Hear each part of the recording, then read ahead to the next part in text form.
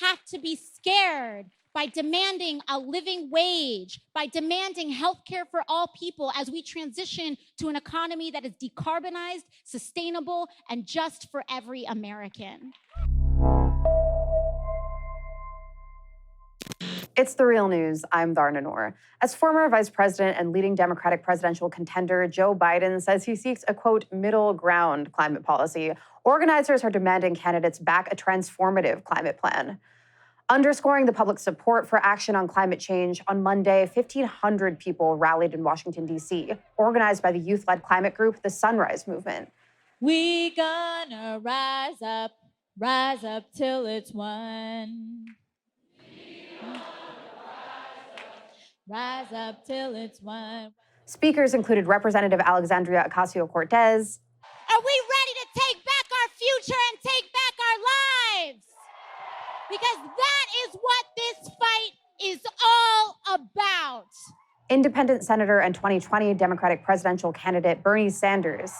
The United States must lead the world with a global approach which emphasizes the Green New Deal. Author and environmental activist Naomi Klein. We need to transform from the gig and dig economy to a culture and society and economy that is built on care and repair. And other policy writers and electeds and activists. They introduced the next phase of the campaign for a Green New Deal. In the lead up to the 2020 election, Sunrise is demanding three things from each Democratic presidential contender. So number one is to stop taking oil and gas money through this thing called the No Fossil Fuel Money Pledge. You can go to nofossilfuelmoney.org to actually figure out how you can pressure your candidates, your politicians to do that. They should make the Green New Deal a day one priority if they are elected to be the president of the United States of America. And they should call, both on social media and otherwise, for a climate debate so we can see where different candidates are on these issues. On July 30th, candidates are set to head to Detroit for the second Democratic primary debate. That's when Sunrise will hold a people's debate near the official location and challenge every single candidate to meet with their movement face to face. This will be the largest action our movement has organized to date for the Green New Deal. The Green New Deal is a plan to reduce greenhouse gas emissions to net zero within a decade, create millions of jobs, and fund social programs like Medicare for All. If you are talking about climate and climate alone, you're doing it wrong. And if your plan can be executed by just the DOE, you're doing it wrong. 12 Democratic candidates, including Senator Sanders, have already signed on to the No Fossil Fuel Pledge.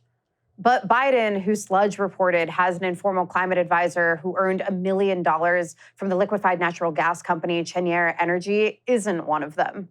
There will be pushback from corporate interests and even politicians who tell you they want to water down your bills to seek a middle ground with corporate lobbyists. Boo! They are making billions and billions of dollars in profit every year.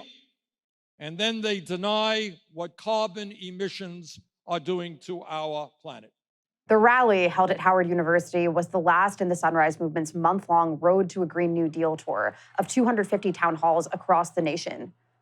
Everywhere from Iowa to Michigan to California, Louisiana, Kentucky, and now in D.C. Policy writer Rihanna Gunn-Wright says a federal Green New Deal must learn from and help fund projects that are working on a local level.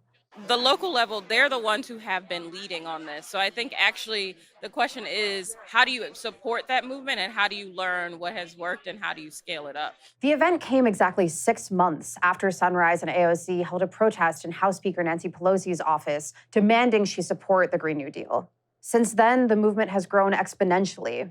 We have grown from 20 local chapters to over 200.